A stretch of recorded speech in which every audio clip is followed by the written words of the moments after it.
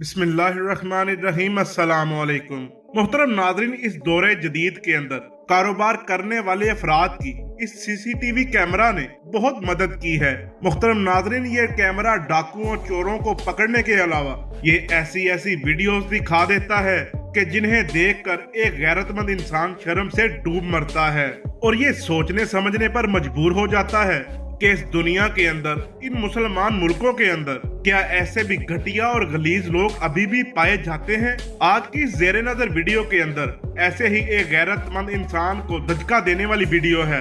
मोहतरम दोस्तों, स्क्रीन पर देखी जाने वाली वीडियो में आप देख सकते हैं, आप इस वीडियो में देख सकते हैं कि एक खातून के साथ आया हुआ लड़का इस खातून के साथ बेहुदा हरकतें कर रहा है और बेहया औरत इसको फील भी नहीं करवा रही कि उसके साथ कुछ गलत हो रहा है।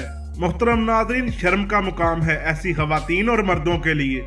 इस लड़की का काम था उसे 2-3 थप्पड़ लगाती और उसे पुलिस के हवाले करती, मगर इस लड़की के अंदर भी शैतानियत का जादू जागा और इसने इसको ऐसा करने से रोका भी नहीं।